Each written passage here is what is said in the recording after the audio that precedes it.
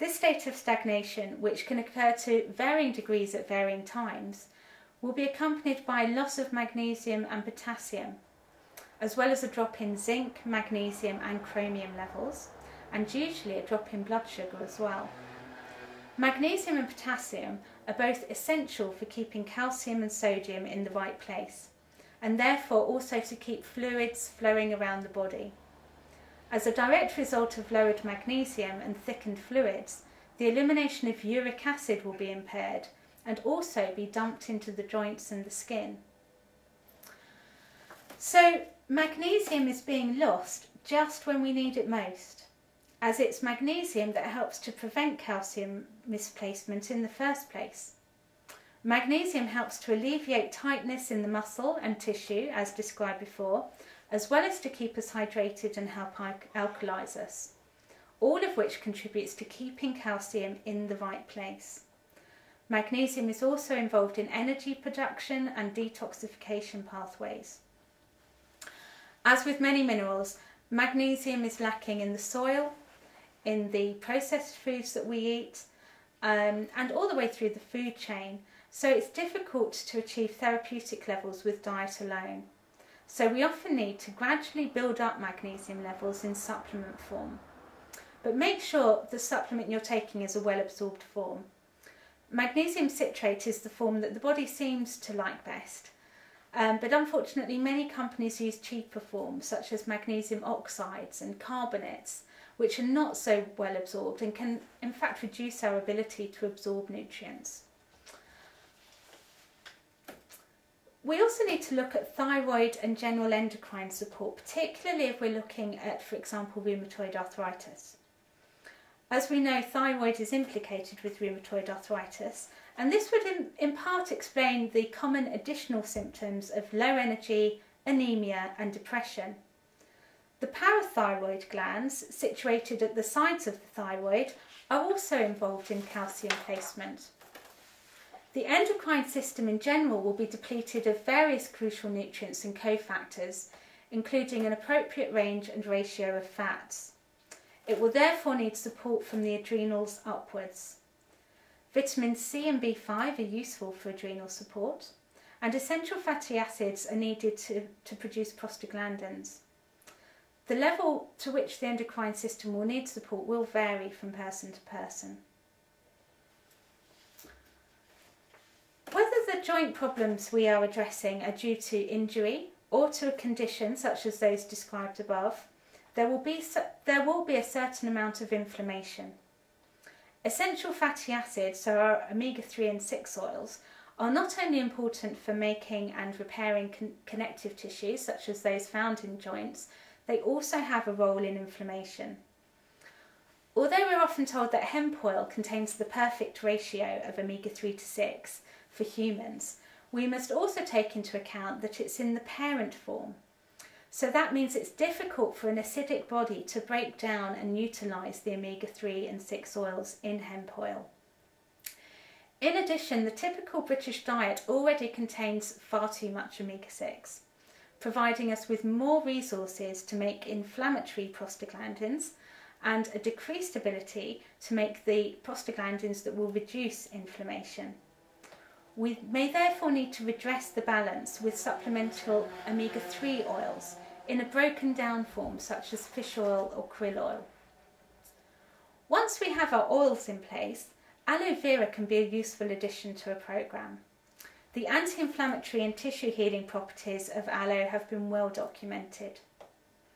Zinc is also a natural anti-inflammatory and is especially rich in pumpkin seeds, shellfish and meat, and also generally found in nuts, seeds, beans and whole grains. On the other hand, it would be advisable to avoid members of the nightshade family, so potatoes, tomatoes, peppers and aubergines. This is due to the solanine content, a toxin that's been linked to joint pain and inflammation. I'd also like to take a look at sulfates, glucosamine and silica. Sulphur has long been known to be beneficial for joints, whether taken in its homeopathic form or combined with something else as a sulfate. Magnesium sulfate or Epsom salt baths magnesium sulfate or Epsom salts, has long been used to ease sore joints and muscles, and MSM, an organosulfur compound, is becoming increasingly popular in joint support and has been used for some time with horses, especially racehorses with back problems. A well-functioning body will produce sulfates through breaking down the sulfur aminos methionine and cysteine, found in, for example, onions, garlic, meat, raw eggs, lentils and oats. A more acidic body may benefit from additional sulfates. Glucosamine sulfate is a well-documented aid to joint problems, and many would argue that the sulfate and the glucosamine are equally helpful here. Glucosamine is required for the production of glucosaminoglycans, GAGs, in cartilage, which, if well hydrated, contribute to its resilience and shock absorbing properties and also help to prevent enzyme damage. Sulfate itself has been known to make these GAGs more hydrophilic or water-loving, therefore potentially better hydrated and so better able to do its job. Chondroitin sulfate is one of the main GAGs in articulating joints, but it has been shown that we cannot absorb chondroitin sulfate in the gut. Sulfate also has an important role in phase 2 detoxification in the liver. When the liver is effectively able to process toxins and waste and send them on pathways out of the body, preferably into the bile for excretion via the intestines, there will be less of a need to dump them in places like the joints. Although less studied, glucosamine hydrochloride is becoming increasingly popular as a supplement, as it contains the glucosamine but can be made without the use of shellfish. So that would be preferable to vegetarians and those with a shellfish allergy. The liver is the central hub of our detoxification and elimination processes, and with many joint problems the liver is already struggling. Any nutritional program that succeeds in freeing up dumped waste materials and encouraging more fluidity in the body will increase the toxic load the liver has to deal with.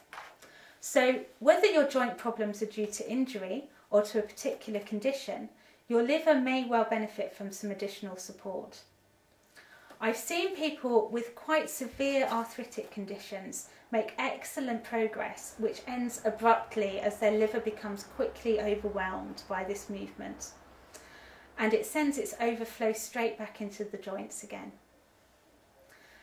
Chinese 5 elements theory takes an interesting view of arthritis as being an imbalance of the wood element, which relates to the liver, and also the water element. The image is of a dry, gnarled, brittle tree, in comparison to a flat, flexible, healthy tree with its sap flowing, and its branches easily bending in the wind. There are parallels here with our understanding that the body needs to be well hydrated, which doesn't just involve drinking more water, but making sure that fluids are flowing around the body, getting to where they need to go. For liver support, you could first look at removing as much toxicity from the diet and the environment as possible. So you might want to consider removing processed foods with additives and preservatives, diet products containing aspartame, damaged fats, so most margarines and cooking oils, anything rich in unsaturated fat should not be heated, by the way. You could also consider removing table salt, fizzy drinks and smoked foods. Gluten-rich grains, particularly wheat, can often add to stress in the body, particularly where there are absorption problems. Stimulants such as caffeine, sugar and alcohol can deplete magnesium and potassium and can put unnecessary strain on the adrenals. I would also recommend looking at the quality of your drinking water.